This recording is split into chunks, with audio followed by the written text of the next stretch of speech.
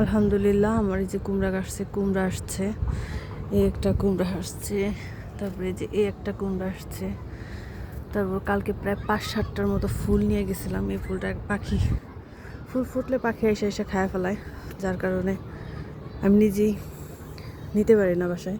আমার এগুলার পাকোড়া খুব ভাল লাগে। এই দেখেন কি করছে এটারে। তো আমি কালকে নিয়েছিলাম 5-6টা। এই যে দেখেন সব এরকম করে ফুল ফুটলেই পাখি আইসা আইসা এই যে খায় ফেলায়। তারপরে আমার মুরগি তো অনেক জ্বালায়। এই যে দেখেন একটা, এটা কি বেগুন গাছ, এটা একদম খায়া করে দিছে। এই যে এই গাছটাতে একটা টমেটো আসছে, এটা তো আসছে, এই যে এটাতে কয়েকটাই আসছে, কতটুকু দেখা যায়, হ্যাঁ দেখা যায়। এই যে এটা তো আসছে। আর কুমড়া গাছটা বেশি বড় হয় নাই, শীতের দিন অল্প একটু হয়েছে। আর চারদিকে দেখেন কি কুয়াশা, কিছুই দেখা যায় না, প্রচুর কুয়াশা। এই পাশে যে আমার ফুল গাছটাতে অনেকগুলো ফুল ফুটছিল, সব ফুলগুলা ঝইরা গেছে, কিছুই নাই। এখন আছে মাত্র 4-5টা ফুল, বেশি একটা ফুল নেই, অল্প একটু।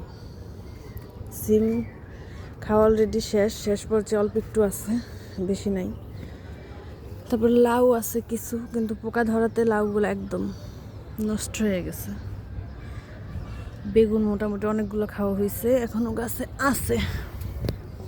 এই যে এটাতে কিছু লম্বা বেগুন আছে, আর এটাতে গোল গোল অনেক বড় বড় হয় এগুলা বেগুন।